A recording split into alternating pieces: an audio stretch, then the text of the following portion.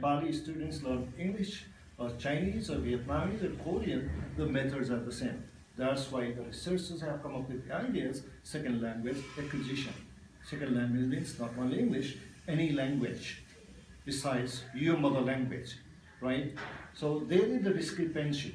That is a big challenge. That is one of the reasons that in the countries English as a second or foreign language, there is a huge need of the well-trained English teachers with very good English language proficiency, including China, including the Gulf countries, in Nepal, in India, Korea, Japan, other parts of the world, for example.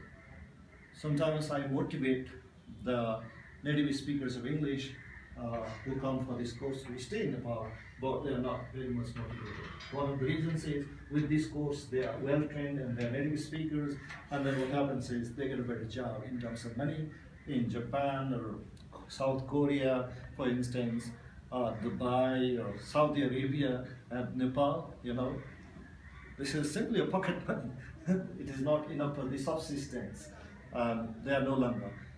Many years ago, people would be interested even to work as a volunteer and to gain some types of experience, you know, then have to find a job in other parts of the world. But nowadays, with this course, they would like to directly move to other parts of the world. So my point here is the growing need of trained English teachers. I work in Thailand 3 months a year. I teach BA TESOL students. There is a university, and I'm visiting faculty. And all my students are native speakers of English. There is no single Thai. Thai people are not very much interested to do TESOL course because they entirely use Thai language while teaching English in the classroom. And there is a big problem. Until 2 years ago, any native speaker could be an English teacher in Thailand. Nowadays, the government said no. You cannot be an English teacher simply because you are a native speaker. You must have proper qualification or proper training. And that invited many people to enroll BA TESOL or do this TESOL certificate course. Otherwise, people were also teaching without this certificate course. Anyway, I chipped in to elaborate some points. That's a very good idea. Thank you, Hemanta sir. Okay. So he was talking about English as a subject and English as a medium. That's very important. Where do you think, which one gives more input to the students? English as a medium. English as a medium. Where students learn all the subjects in English, okay? And English as a subject, only 45 minutes here in Nepal. So that's less exposure.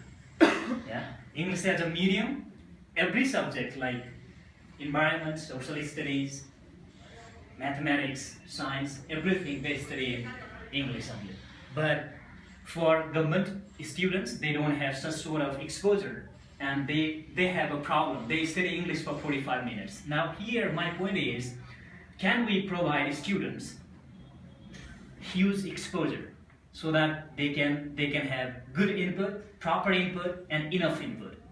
If they have good listening, if they can listen well or enough from the teacher or the pair, right? Those who speak English, what happens? They get more input and they can learn English better, right? So this is all about, that's why we are calling the students from community schools. We have 2 sorts of school here in Nepal, founded by personal, they are private, okay?